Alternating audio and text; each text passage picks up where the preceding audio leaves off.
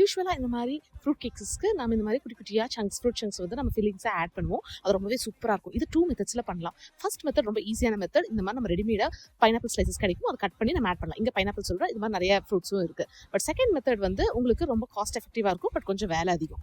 எப்படி பார்த்தீங்கன்னா, ஒரு பேனில் வந்து இது மாதிரி ஹீட் பண்ணிக்கோங்க, அதில் சுகர் போட்டுக்கோங்க. சுகர் வந்து அப்ராக்சிமேட்டாக நம்ம குவான்டிட்டிக்கு தகுந்த மாதிரி போட்டுக்கலாம். ஸோ அதில் கொஞ்சமாக தண்ணி விடுங்க, ரொம்ப விடக்கூடாது. ஸோ கிட்டத்தட்ட நீங்கள் ஒரு 100 கிராம்ஸ் ஆஃப் சுகர் எடுக்கிறீங்கன்னா அதில் வந்து ஒரு கால் பாகம் 25 கிராம்ஸ் ஆஃப் வாட்டர் ஊற்றினா போதும். ஸோ அது கூடவே வந்து நம்ம நல்லா பாயில் ஆனதுக்கு அப்புறமேல நல்லா கரைஞ்சிடணும். சுகர் கரைஞ்சதுக்கப்புறம் இந்த மாதிரி ஃப்ரூட் ஸ்லைசஸ் உள்ளுக்குள்ள போட்டு அது நல்லா ஒரு கொதி வரட்டும். வந்ததுக்கப்புறம் ஆஃப் பண்ணிட்டு அது ஃபுல்லாக கூல் டவுன் பண்ணி முடிஞ்ச 1 டே பிஃபோரே நீங்கள் பண்ணி ஃப்ரிட்ஜில் வச்சிடலாம். ஸோ அதை வந்து நம்ம லைட்டாக ஃபில்டர் பண்ணிட்டு அந்த ஃப்ரூட் சங்க்ஸை மட்டும் நம்ம யூஸ் பண்ணிக்கலாம். அண்ட் சிறப்பை வந்து நம்ம கேக்குக்கு யூஸ் பண்ணலாம். இந்த மாதிரி உங்களுக்கும் இந்த மாதிரி பேக்கிங் டிப்ஸ், குக்கிங் டிப்ஸ் எல்லாம் வேணும்னா நம்ம சேனலை மறக்காம சப்ஸ்கிரைப் பண்ணிக்கோங்க.